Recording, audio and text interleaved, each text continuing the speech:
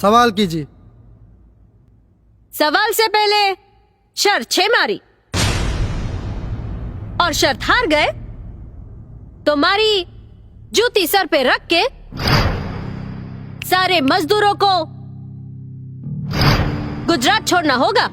ठीक है, तो मेरी भी एक शर्त है। अगर मैं शर्त जीत गया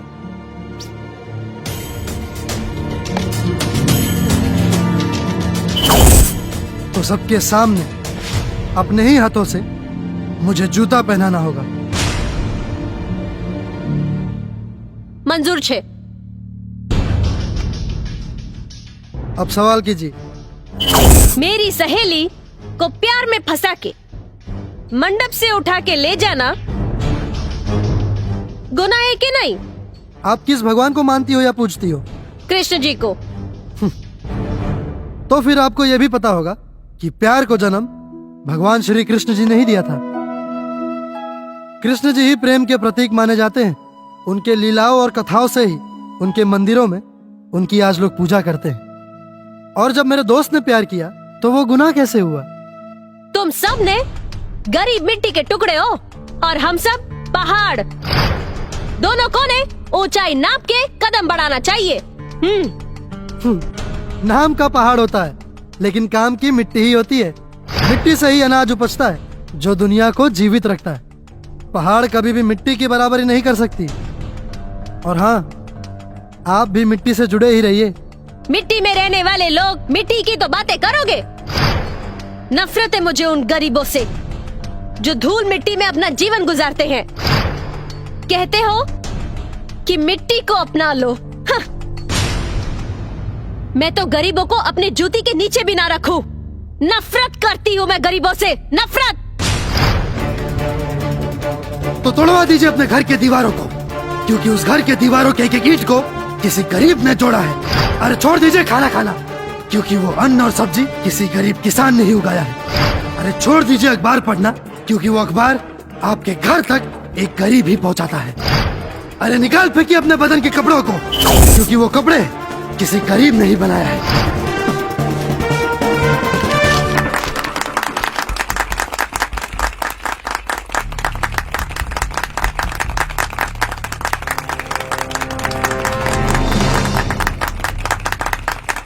मैं शर्त जीत गया। अब अपना वादा पूरा करिए।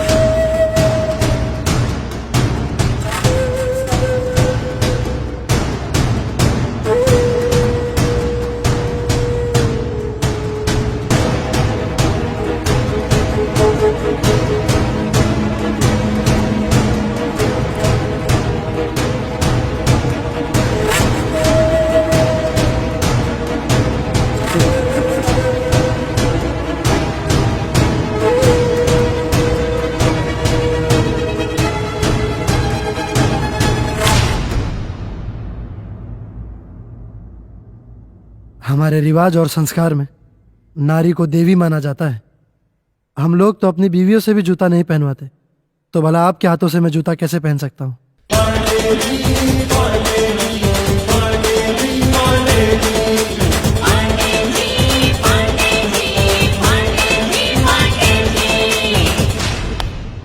चलो चल रहे अपन अपन काम पूरा करा। चल गई मीटिंग समाप्त। चला।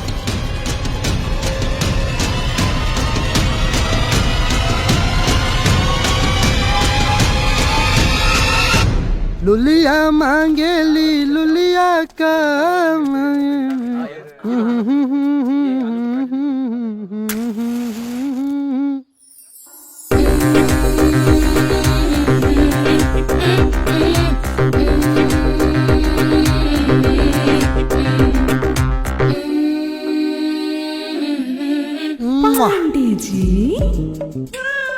सही है, कहल गइल बा। सारा खूबसूरती के खजाना बस गुजराते में बा। ऐसा चौचक डिजाइन देख के तो कौनो भी ब्रह्मचारी अत्याचारी बन जाई। बाकी माफ करिए बीडी महाराज, दुख के घड़ी से लेके आज तक ले तू हमारे साथ ना छोड़ला। बाकी हम उ लड़की खातिर तोहार साथ छोड़े जाता नहीं।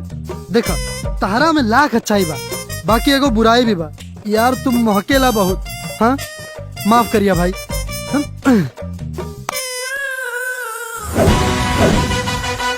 पांडे जी, पांडे जी, पांडे जी, पांडे जी, पांडे जी, पांडे जी। ई रस्तवे पे ब्यूटी पार्लर चलाओ तारू का?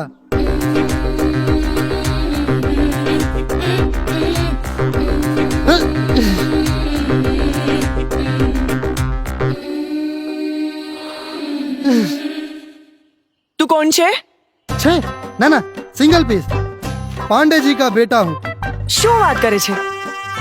सुसु ना ना ना ना ना, वो तो हमनी के घर के पिछवाड़े कर ली जा। अरे इडियट, तुम क्या करते हो? अच्छा लेता हूँ तो मैं भी देती हूँ। कहा बात कर तारू तदा ना। लो।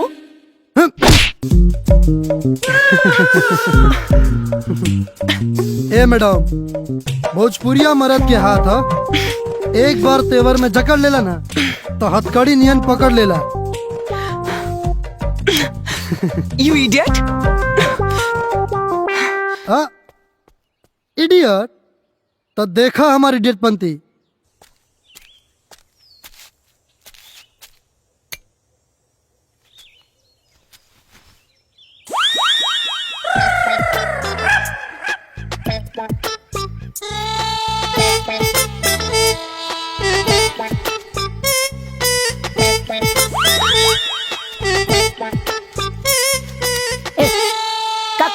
एक जगह बैठ करके चाहिए तो तू अरे उन्हें देख के हग ना। हाँ। साफ सुथरा जगह न देखते है देखो। अच्छा। बहुत गंदा फैले ले है, उन्हें देख के हग। अच्छा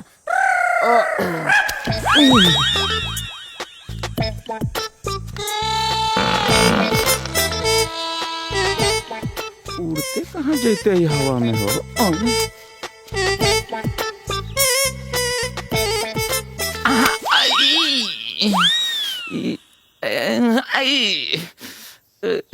का हो?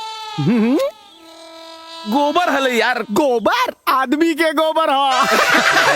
अरे रे, तोरा का लगले हलो कि खेत में 2000 के नोट है फराल? हग गेले आल तो हग ना चुपचाप। ई 2000 लगी लसराई लसराई आ गेले। देखी मजाक ठीक ना कैले है। ले 2000।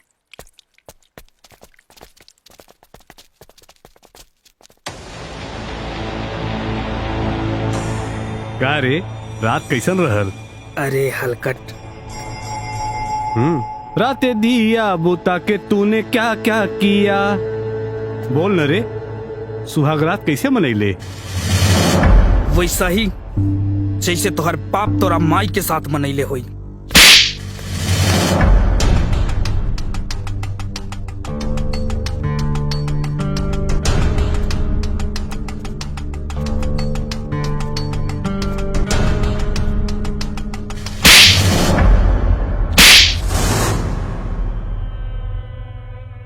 कम धन अधिक फुटानी बिकाए के लक्षण है, और कम बल अधिक गुस्सा पिटाए के लक्षण है।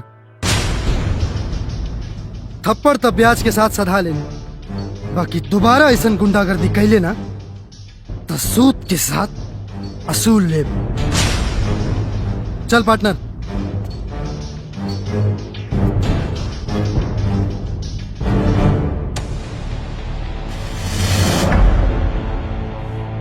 ई खून के बदला खून के धार बहा के ले।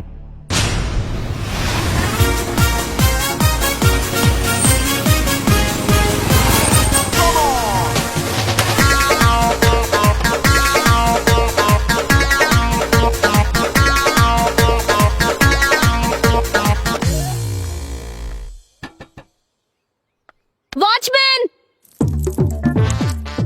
वॉचमैन। का पता कौन आ गई? वॉचमैन,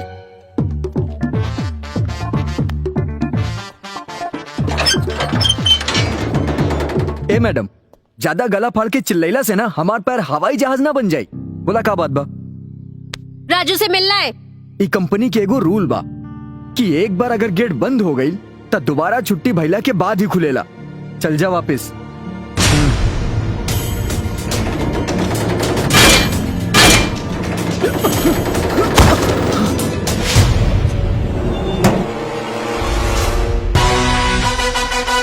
पांडे जी, पांडे जी, पांडे जी, पांडे जी। लागत है तोहार खानदान हैवानियत के पाठ पढ़ेले बा।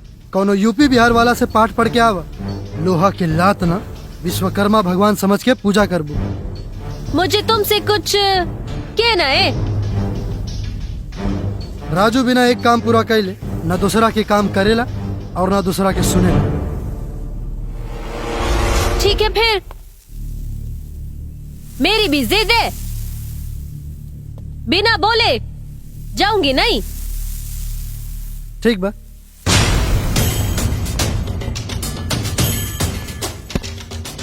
इंतजार करा।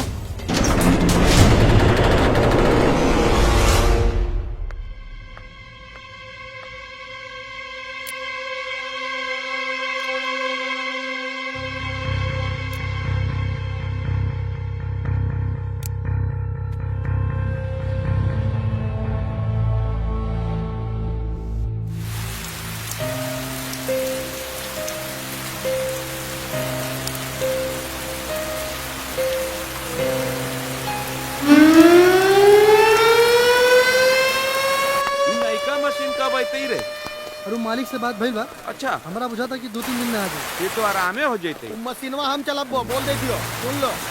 ठीक अरे हाँ यार, ते ही चलाइए। तो जाओ। ए, सुना, तू लोग घरे चला, हम आवता नहीं। क्या? ठीक। अरे तू लोग आगे बढ़ा ना, हम आवता नहीं। अरे चला, हाँ, चला जल्दी पहुंचा। चल बड़ा। हाँ ठीक बा, आ जाए। अरे मटन जा खाए तू कि लोग। चिकन रे? हम मछली खाए। अच्छा, मछली खाए। हाँ।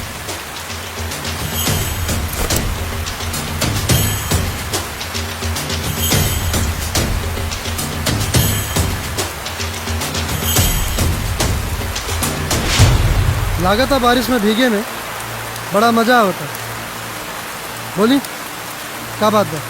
जिस मर्द में तेवर नहीं वो मर्द कैसा? और जो दर्द आंखों से आंसू ना निकाल दे वो दर्द कैसा? तुम्हारी मर्दानगी और तेवर से मुझे प्यार हो गया है।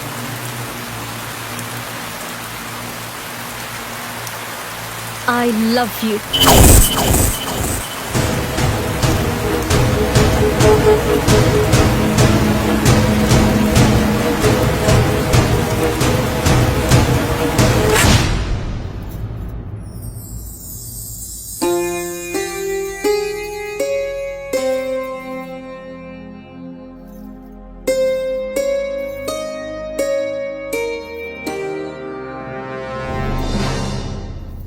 माई, हाँ? बाबूजी 15 साल पहले पति पत्नी के रिश्ता के तोड़ के चल गए। बाकी तू आज भी उनके नाम के मंगलसूत्र अपना गले में पहन के मांग में सिंदूर भर के काहे रिश्ता के जोड़ रहल बाड़ी? बेटा, जब तक केहू के आस जिंदा रहेला तब तक ओकर मांग के देवता ओकरा साथ रहेला। तू ही सब छोड़ा। बाकी हमरा ये बात के अफसोस बा कि जौना हाथ में हमके कलम किताब थमावे के रहल, लेकिन वो हाथ में हम लोहा थमा देनी। माई, मेहनत तक कलम और लोहा उठावे वाला दोनों के करे के पड़ेला। बस आपन आशीर्वाद दे माई कि हम लोहा उठा के ऊ काम कर दें जवन कलम उठावे वाला लोग भी ना कर पाए। जाता नहीं माई, टाइम पे खाना खा लिए।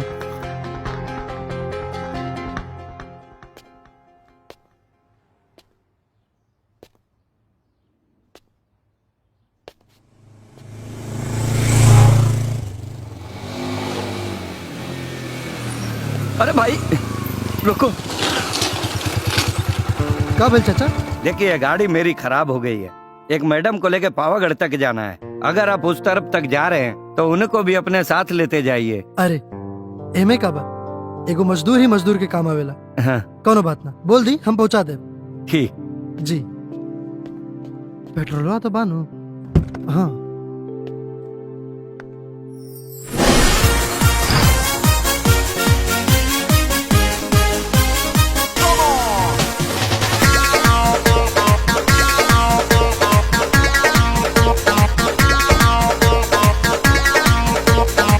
तू हाँ मैं। तू बिगड़ल बाड़ू। ये गाड़ी जवाब के जगह ने ये पैसा पकड़ो और अब तुम ही मुझे ले जाओगे। सुन,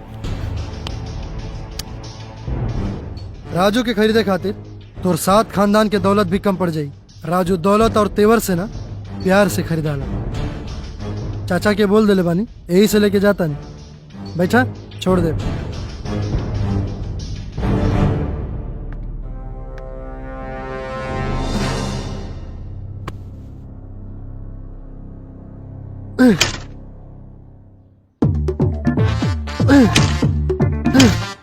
अब एकरा का हो गया?